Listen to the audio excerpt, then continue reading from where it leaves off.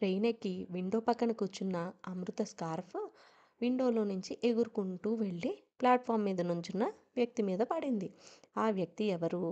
వర్షిత, భరద్వాజ, లేక ఇంకెవరైనానా? కథలోకి వెళ్ళి తెలుసుకుందాం. అమృత్ వర్షం part 9. Hi hello, welcome to Sumasri talks. నేను మీ సుమ. ఇవాల్టి మన కథ అమృత వర్షం పార్ట్ 9. అమృత వర్షం పార్ట్ 1 to 8 విని ఇది వినండి, కథ అర్థమవుతుంది. అమృత వర్షం రెయిన్ ఆఫ్ లవ్. ఇక కథలోకి వెళ్ళిపోతే, విండోలో ఎగిరి వెళ్ళి అమృత స్కార్ఫ్ ప్లాట్ఫామ్ మీద నుంచొని వెళ్తున్న ట్రైన్ వైపే చూస్తున్న భరద్వాజ్ పైన పడింది. అమృత విండోలో నుండి వెనక్కి తిరిగి చూస్తూ భరద్వాజ్ని చూసి బాయ్ అని చెయ్యి ఊపింది. భరద్వాజ్ అలానే చూస్తూ నిల్చుండిపోయాడు. అమృత వెంటనే మెసేజ్ పెట్టింది, కీప్ ఇట్ సేఫ్, అది నా ఫేవరెట్ అని. భరద్వాజ్ ఇమీడియట్గా రిప్లై ఇచ్చాడు, ఓకే, టేక్ కేర్, రీచ్ అవ్వగానే పింగ్ చేయని. అమృత, ఎందుకు అంత లేట్ వచ్చావు స్టేషన్కి అని పెట్టింది. చిన్న పని మీద బయటికి వెళ్ళాను అన్నాడు. వస్తావో లేదో అని ఎంత టెన్షన్ పడ్డానో తెలుసా అని రిప్లై ఇచ్చింది. దేనికి అని ఒక ఎమోజీ పెట్టి మెసేజ్ చేశాడు భరద్వాజ్. అమృత, ఏమోలే, ట్రైన్ వచ్చిందా? భరద్వాజ్, ఇంకా 2 minutes అనౌన్స్ చేశారు. అమృత, సరే, నువ్వు కూడా జాగ్రత్త, రీచ్ అవ్వగానే మెసేజ్ పెట్టు. భరద్వాజ్ లాల్ అని ఒక లాఫింగ్ ఎమోజీ పెట్టాడు. అమృత, ఎందుకు ఆ వెకిల్ నవ్వు అంటూ యాంగ్రీ ఎమోజీ పెట్టింది. భరద్వాజ్, అబ్బాయిలకు కూడా జాగ్రత్త అని చెప్తారా? హహహా అని నవ్వుతూ ఉన్న ఎమోజీ పెట్టాడు. అమృత, అబ్బాయిలైతే కేర్లెస్గా ఉండాలా?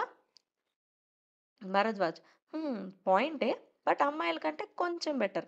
సర్లే, ట్రైన్ వస్తుంది, catch you later, bye. Okay, happy journey అని అమృత రిప్లై ఇచ్చింది. భరద్వాజ్, వర్షిత్ ఇద్దరు వాళ్ళు ట్రైన్ రాగానే ఎక్కేశారు. నెక్స్ట్ డే మార్నింగ్కి అందరూ ఎవరి ఊళ్ళకి వాళ్ళు చేరిపోయి వాళ్ళ చిల్ గ్యాంగ్ వాట్సాప్ గ్రూప్లో మెసేజ్ చేశారు. అమృతను పిక్ చేసుకోవటానికి స్టేషన్కి వెళ్ళారు వాళ్ళ డాడ్ శ్రీనివాస్ గారు. ట్రైన్ దిగుతూనే వాళ్ళ డాడ్ని చూసి ఆనందంగా వెళ్ళి హగ్ చేసుకుంది అమృత. ఎలా ఉన్నావురా అన్నారు శ్రీనివాస్ గారు.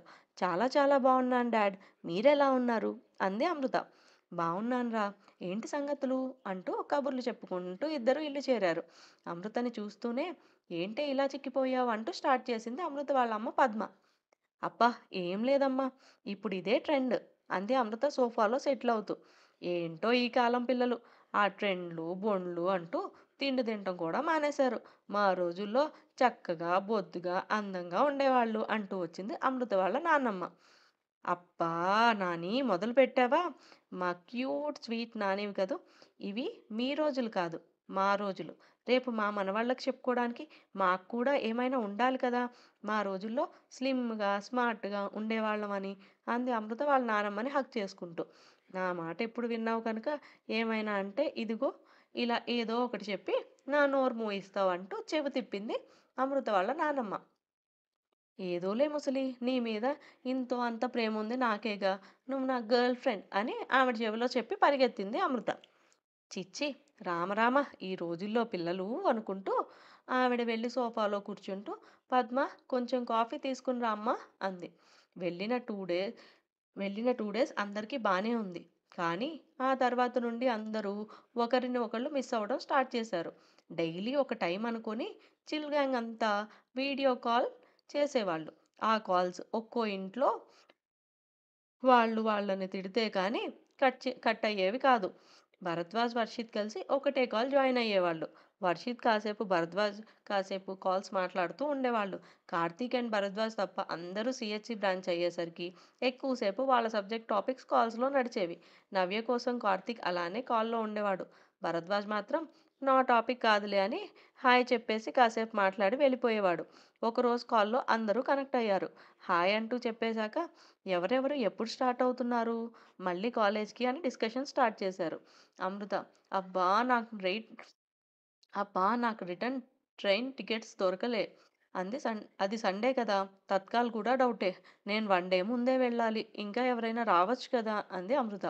వర్షిత్, అమ్ము, డోంట్ వరీ, నేను వస్తాలే అన్నాడు. Amrutha, really so sweet of you.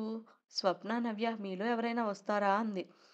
సారీరా, నాకు ఒక ఫంక్షన్ ఉంది, వెళ్ళాలి, సండే నైట్ స్టార్ట్ అవుతా అంది స్వప్న. నవ్య, నాకు కుదరదు బ్రో అంది. పర్లేదులే వర్షిత్, నువ్వు పక్కా వస్తావా అంది అమృత. హా! అందులో ఏముంది అన్నాడు వర్షిత్. థాంక్స్ రా! నీ ఫ్రెండేడి? అప్పటినుండి కనపడట్లేదు అంది. వర్షిత్ వాడు బిజీ ఉన్నాడులే అన్నాడు. ఏంటి ఒక్కసారి కూడా ఫేస్ చూపెట్టలేనంత బిజీనా సారు? అంది అమృత. లేదులే ఇంట్లో లేడు బయటికి వెళ్ళాడు అన్నాడు వర్షిత్. బాబు బాగా బిజీ అన్నమాట అంది స్వప్న. అమృత. అమృత, నవ్య ఇద్దరూ నవ్వారు. మీకేం పనిలేదు. ఎప్పుడు వాడినేదో ఒకటంటారు అన్నాడు వర్షిత్. ఈ అమ్ము వాడున్నంత సేపు వాడితో గొడవ పడుతూ ఉంటుందిరా! లేనప్పుడు వాడి గురించే అడుగుతుంది అన్నాడు మహేష్. అదిగో మాటల్లోనే వచ్చాడు బాబు. 100 ఏళ్ళు పాపం ఎవరిని బలి చేయడానికో అంది అమృత. ఎక్కడ వచ్చాడే అంది స్వప్న చూస్తూ. అదిగో వెనక ఇప్పుడే డోర్ ఓపెన్ చేసి వచ్చాడు. ఆ రెడ్ షర్ట్ వాడేగా అంది అమృత. అబ్బా! ఎంత దూరంలో ఉన్నా ఏమన్నా గుర్తుపట్టిందిరా! అమ్మో! నువ్వు సూపర్ అన్నాడు కార్తీక్. హాయ్ గైస్ అన్నాడు భరద్వాజ్ వచ్చి. "అమ్, అయ్యాయా ఊరి మీద పెత్తనాలు అంది అమృత.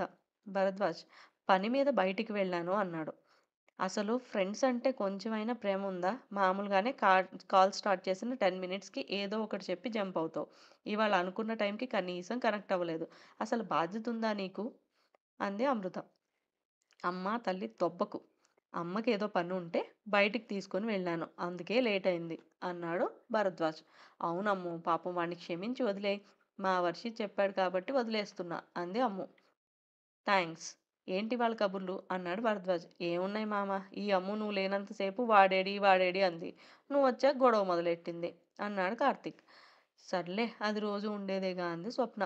అలా సరదాగా మాట్లాడుతూ వాళ్ళ కాల్ ఎండ్ అయింది. అమృత అనుకున్నట్లే సాటర్డే వెళ్ళడానికి అన్నీ ప్రిపేర్ చేసుకుంది. వర్షిత్ కూడా సాటర్డే నైట్ స్టార్ట్ అవుతా అని చెప్పాడు. మార్నింగ్ ఇద్దరు స్టేషన్లో కలిసి హాస్టల్కి వెళ్దామని ప్లాన్ చేశారు. అమృతని శ్రీనివాస్ గారు స్టేషన్లో ట్రైన్ ఎక్కించడానికి తీసుకువెళ్ళి హ్యాపీ జర్నీ తల్లి, ఆల్ ది బెస్ట్, ఎగ్జామ్స్ బాగా రాయి అని చెప్పి తన బర్త్డేకి ఆయన కొన్న పెన్ ఇచ్చారు. థ్యాంక్ యూ నాన్న అని చెప్పి గట్టిగా హగ్ చేసుకుని బాయ్ డాడ్, ఎగ్జామ్స్ అవ్వగానే వచ్చేస్తా అంది అమృత. వెయిట్ చేస్తూ ఉంటాం నీ అల్లరి కోసం అన్నారు శ్రీనివాస్ గారు తల మీద నెమ్మదిగా నిమురుతూ. ట్రైన్ రాగానే అమృత వెళ్ళి తన బర్త్లో కూర్చుంది. శ్రీనివాస్ గారు బాయ్ చెప్పేసి వెళ్ళిపోయారు. అమృత కళ్ళల్లో నెమ్మదిగా నీళ్లు వస్తుంటే తుడుచుకుంటూ వాళ్ళ డాడ్ ఇచ్చిన పెన్ను ఓపెన్ చేసింది. అది తన బర్త్డేకి భరద్వాజ్ ఇచ్చిన పెన్. అది చూసిన అమృతకి ఎక్కడో తెలియని హ్యాపీనెస్ వచ్చింది. వెంటనే భరద్వాజ్ గుర్తొచ్చాడు. ట్రైన్ ఎక్కాను అని చిల్ గ్యాంగ్ గ్రూప్లో పింక్ చేసింది. వర్షిత్, భరద్వాజ్ తప్ప అందరూ ఒక లైక్ పెట్టారు.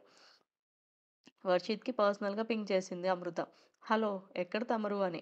వర్షిత్ రిప్లై ఇవ్వలేదు. భరద్వాజ్‌కి పింగ్ చేసింది. వర్షిత్ ఉన్నాడా పక్కన అని. భరద్వాజ్ రిప్లై ఇవ్వలేదు. వర్షిత్‌కి కాల్ చేసింది. అటెండ్ చేయలేదు. ఏమయ్యాడబ్బా! జర్నీ కదా! సర్దుకుంటూ బిజీగా ఉండుంటాడులే అనుకుని ఆలోచిస్తూ పడుకుంది అమృత. మార్నింగ్ 6కి స్టేషన్‌లో ట్రైన్ ఆగినప్పుడు మెలకువ వచ్చింది అమృతకి. అబ్బా! అప్పుడే రీచ్ అయ్యామా అంటూ తన బ్యాగ్ తీసుకొని స్టేషన్‌లో ట్రైన్ దిగేసరికి ఎదురుగా భరద్వాజ్ ఉన్నాడు. అమృతకి ఒక్కసారిగా చాలా హ్యాపీగా అనిపించింది. నవ్వుతూ వెళ్ళి ఏంటి నువ్విక్కడ అంది. అదేంటి కాలేజ్‌కి నువ్వేనా వెళ్ళేది? నేను వెళ్ళకూడదా? అన్నాడు భరద్వాజ్. అబ్బా! అది కాదురా! నా ట్రైన్ దగ్గర ఉన్నావేంటి అంది అమృత. ఏంటి అంటే నువ్వు నీ ట్రైన్ డీటెయిల్స్ పింగ్ చేసావుగా అందుకే వచ్చాను అన్నాడు క్యాజువల్‌గా. ఆహా! నువ్వెప్పుడు వచ్చావు అంది అమృత. ఒక 15 మినిట్స్ అయింది అన్నాడు అమృత చేతిలో ఒక బ్యాగ్ తీసుకొని నడుస్తూ. మరి వర్షిత్ ఏడి? అంది అమృత. వాడికి రావడానికి కుదరలేదు. అందుకే నువ్వు ఒక్కదానివే ఉంటావని నన్ను వెళ్ళమన్నాడు అని చెప్పాడు భరద్వాజ్. ఏం పనులు ఉంటాయో మీకు? ఎప్పుడు వాడు నువ్వు పని పని అంటారు అంది అమృత. అమ్మకి వాడు ఎప్పుడూ ఏదో ఒక హెల్ప్ చేస్తూ ఉంటాడులే. It's a long story. ఎప్పుడైనా చెప్తాలే అన్నాడు భరద్వాజ్. మరి నైట్ కాల్ చేసినా, మెసేజ్ చేసినా రిప్లై ఇవ్వలేదు ఇద్దరు అంది అమృత. అప్పుడు బయటికి వెళ్ళాం. మళ్ళీ కాల్ చేస్తే నీ మొబైల్ నాట్ రీచబుల్. మెసేజ్ చేశాను బట్ డబుల్ టిక్స్ రాలేదు. సో డేటా ఆఫ్ చేసావు అనుకున్నా. అందుకే నీ బోగీ దగ్గరికి వచ్చేసా అన్నాడు భరద్వాజ్. ఓ సరేలే నువ్వైనా వచ్చావు. లేకపోతే ఒక్కదాన్నే పిచ్చెక్కిపోయేదాన్ని అని అమృత చెప్పేలోపు భరద్వాజ్ మొబైల్ రింగ్ అయింది. భయ్యా స్టేషన్ బయట ఉన్నాం. గేట్ దగ్గర. వచ్చేయండి అని చెప్పి కాల్ కట్ చేశాడు భరద్వాజ్. ఏంటి క్యాబ్ కూడా బుక్ చేసేసావా అప్పుడే? అంది అమృత. ఆ!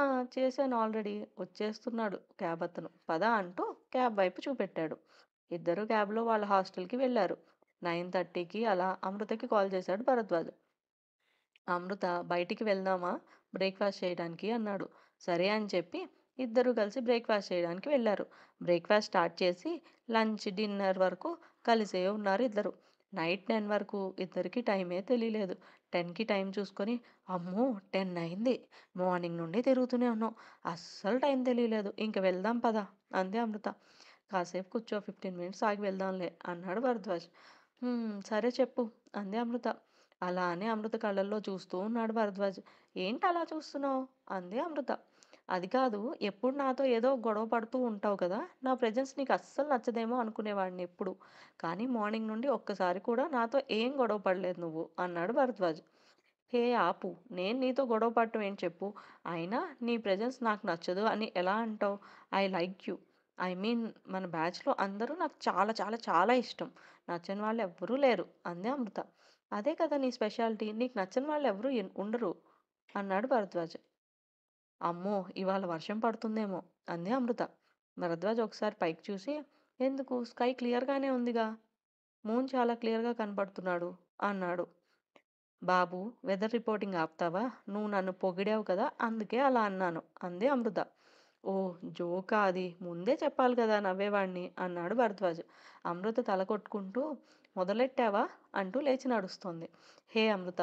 Sorry, sorry, sorry. ఇంకేమనను కూర్చో అన్నాడు భరద్వాజ్. వద్దులే పద వాక్ చేద్దాం అంది అమృత. సరే వాక్ 10 మినిట్స్ అన్నాడు భరద్వాజ్. సరే పద. అయినా ఆల్రెడీ తమరు 15 మినిట్స్‌లో 10 మినిట్స్ అయిపోయింది అంది అమృత. అందుకే ఇంకో 10 మినిట్స్. అయినా వెళ్ళేం జేస్తావు చెప్పు అన్నాడు భరద్వాజ్. ఏం జేస్తావా? మార్నింగ్ నుండి నీతోనే ఉన్నాను కదా! ఏం చదవలేదు. చదవాలి కదా! అంది అమృత. అబ్బా! ఏం చదువుతారు ఎప్పుడు చదువు చదువు అంటారు అన్నాడు భరద్వాజ్. నీలాగా ఏకసంతాగ్రహిని కాదు బాబు. చదవాలి. అందుకే అంది అమృత. లైట్ తీసుకో. నీ రైటింగ్ స్కిల్స్ ఎక్కడి వరకొచ్చాయి అన్నాడు భరద్వాజ్. ఏమో ఎక్కడ మొదలుపెట్టాలో, ఏం రాయాలో అర్థం కావట్లేదు అంది అమృత. అలానే ఉంటుంది. ఫస్ట్ నీకు ఏం నచ్చితే అది రాయడం మొదలుపెట్టు. నచ్చిన ప్రతిదాని గురించి అందంగా పేపర్ మీద పెట్టు. లైక్ ఆ రోజు కాలేజ్ లైఫ్ గురించి రాసావు చూడు అలా. ఆటోమేటిక్‌గా రాయడం వస్తుంది అన్నాడు భరద్వాజ్. తెలుసా అదే చేస్తాను చిన్నప్పటి నుండి అలానే రాసేదాన్ని. ఈ మధ్య తగ్గింది అంది అమృత. చూడమృత, మనలో ఉన్న టాలెంట్‌ని ఎప్పుడూ అలా నెగ్లెక్ట్ చేయకూడదు. అలా చేస్తే నెమ్మదిగా ఆ టాలెంట్ మనలోనే అంతమైపోతుంది అన్నాడు భరద్వాజ్. అమృత అలానే చూస్తూ నడుస్తోంది భరద్వాజ్‌ని. ఏమైంది మేడం అలా చూస్తున్నావు అన్నాడు భరద్వాజ్. ఏం లేదు, ఏం లేదు అని తల అడ్డంగా ఊపింది అమృత. అంతలో అమృత హాస్టల్ వచ్చేసరికి సరే మరి బాయ్ గుడ్ నైట్ అంది అమృత. ఇంకా కాసేపు ఉంటే బాగుండేది. కానీ టైం లేదుగా. ఏం చేస్తాం అన్నాడు భరద్వాజ్. బాయ్ ఇంక వెళ్ళు అంటూ లోపలికి వెళ్ళిపోయింది అమృత. పైకి వెళ్ళి పడుకున్న అమృతకి నిద్ర పట్టలేదు. అలా ఆలోచిస్తూ ఉంది. మెసేజ్ టోన్ వచ్చేసరికి ఫోన్ ఓపెన్ చేసింది. It was a nice day with you. Good night అని మెసేజ్ చేశాడు భరద్వాజ్. నవ్వుకుంటూ భరద్వాజ్ మెసేజ్ చూసి thanks it was nice because of you. Good night అని రిప్లై ఇచ్చింది అమృత. అమృతకి వెంటనే భరద్వాజ్ తనతో ముందు చెప్పిన మాటలు గుర్తొచ్చి ఆ రోజు తను భరద్వాజ్ కలిసి ఉన్న మూమెంట్స్ అన్నీ గుర్తు చేసుకుంటూ ఒక బుక్లో రాయడం స్టార్ట్ చేసింది. రాస్తుంటే ఆ రోజు ఇంకా అందంగా ఆనందంగా అనిపించింది అమృతకి. ఇంకా ఇంకా రాయాలనిపిస్తుంది. అక్షరాలు ఇంత పవర్ఫుల్ అని అందుకే అంటారేమో అనుకుంది. అలా రాస్తూ రాస్తూ నిద్రపోయింది అమృత. మార్నింగ్కి అందరూ వచ్చేసారు. ఎగ్జామ్స్ స్టార్ట్ అయ్యాయి. అందరూ ఇంకా స్టడీస్లో బిజీ అయిపోయారు. ఎగ్జామ్స్ అయిపోయిన హాలిడేస్లో చిల్ గ్యాంగ్ అంతా కలిసి ట్రిప్కి వెళ్ళారు. ఆ తర్వాత ఎవరి కాలేజ్కి వాళ్ళు ఎవరి ఇళ్ళకి వాళ్ళు వెళ్ళారు. BTech BTech final year. రేయ్, ఇంటర్వ్యూ రేపే ఉంది. ఏం చేస్తున్నావురా ప్రిపేర్ అవ్వకుండా అన్నాడు కార్తిక్ మహేష్తో. ఏమోరా, నాకు డౌటే జాబ్ వచ్చేదాకా అన్నాడు మహేష్. అదేంట్రా అలా అంటావు? అమృత అన్ని టాపిక్స్ ఎక్స్ప్లెయిన్ చేసిందిగా అన్నాడు కార్తిక్. ఏమోరా చూద్దాం ఏమవుతుందో అని. అమ్మో, నాకు ఎగ్జామ్స్లో లానే ఇంటర్వ్యూలో కూడా హెల్ప్ చేస్తావా అన్నాడు మహేష్. రే, అది వైవా కాదురా హెల్ప్ చేయడానికి, ఇంటర్వ్యూ అన్నాడు వర్షిత్. ఏంటప్పుడే మన చిల్డ్రన్ ఫైనల్ ఇయరా? ఇంటర్వ్యూస్ కూడా అటెండ్ అవుతున్నారు. ఎవరికి జాబ్స్ వస్తాయో ఎవరికి రావో ఎవరు ఏం చేయాలనుకుంటున్నారో అసలు మధ్యలో సెకండ్ ఇయర్ థర్డ్ ఇయర్ ఏమయ్యాయి అన్నీ నెక్స్ట్ పార్ట్లో చూసేద్దాం. మీకు కనుక నా ఆడియో స్టోరీస్ నచ్చినట్లయితే like share comment and subscribe to Sumasri talks. Bye bye. Please please please subscribe చేసుకోరు.